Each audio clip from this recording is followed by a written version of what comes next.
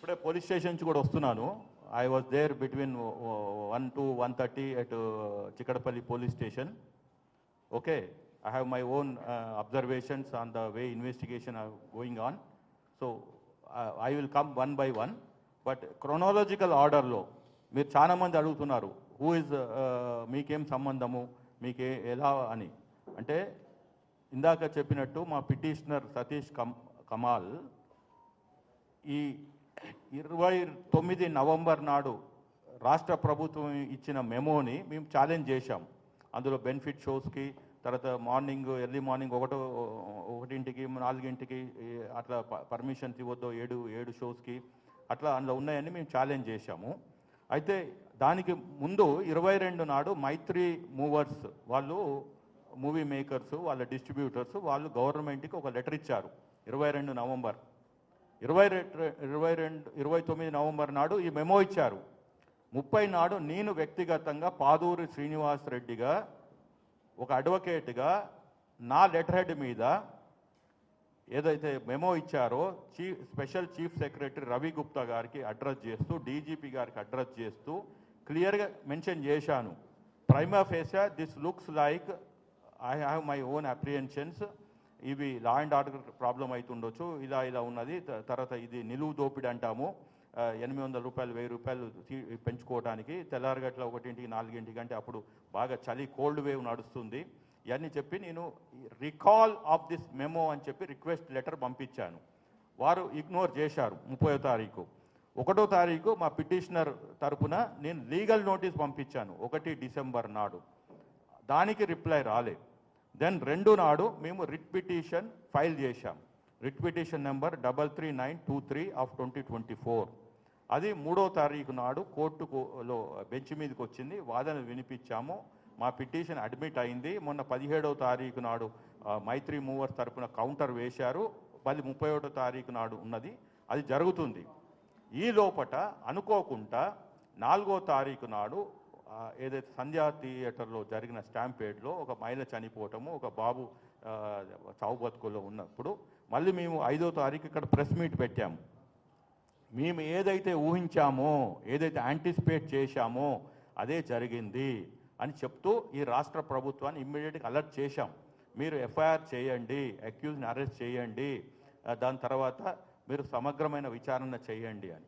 సరే, అది ఒక టెక్నికల్ ఇష్యూ, అది ఎవరు ఏంటి అని ఒక 18 మందిని అక్యూజ్గా చేర్చారు, ఎఫ్ఐఆర్ అయింది. తర్వాత మళ్ళీ మేము 7వ తారీఖు ప్రెస్ మీట్ పెట్టాము. ఏఏఏ అంటే అరెస్ట్ అల్లు అర్జున్ అని ఇదే వేదిక నుంచి మా గొంతులు వినిపించాము. అంటే అక్కడ కోర్టులో వినిపిస్తున్నాము, ఇక్కడ ప్రజా జీవితంలో జ్యుడిషియరీలో అక్కడ జ్యుడిషియరీని ఏదో చెప్తున్నాము. ఇప్పుడు మీరు ఫోర్త్ ఎస్టేట్ ద్వారా మీ సహకారంతో ఈ వేదిక ద్వారా 7వ తారీఖు నాడు అరెస్ట్ అల్లు అర్జున్ అని పెట్టాము.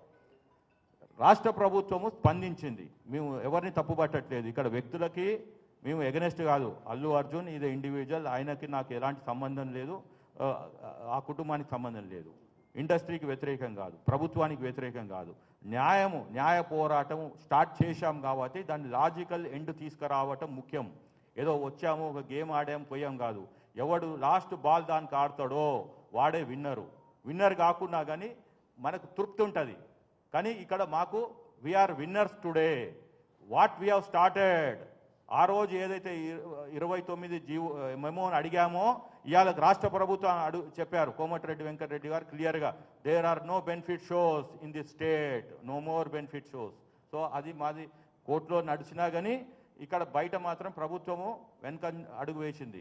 రెండోది, మేము ఏదైతే అరెస్ట్ అల్లు అర్జున్ అని ఏదైతే పిలిపించామో 7వ తారీఖు నాడు, ఆ రోజే చెప్పిన ఎవ్వరు పోవట్లేదు ఆ విక్టిమ్ దగ్గరికి. ఇవాళ వెళ్తున్నారు 3 వారాల తర్వాత, 20 రోజుల తర్వాత.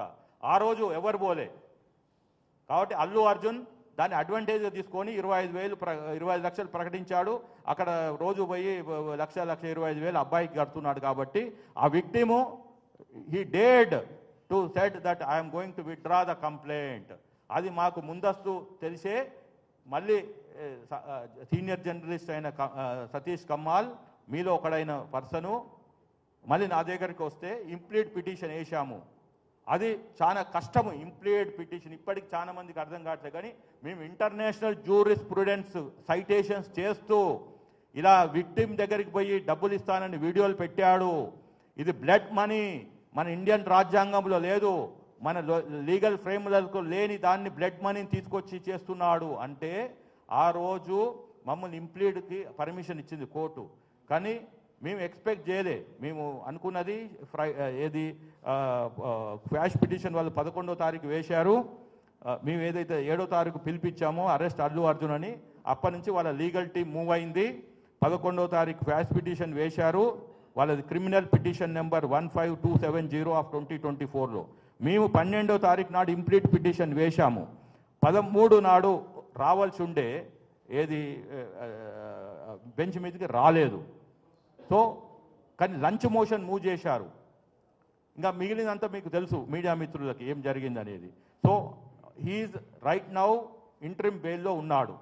కానీ రాగానే మళ్ళీ మీడియాని అడ్రస్ చేస్తూ బెయిల్ కండిషన్స్ వయోలేట్ చేశాడు.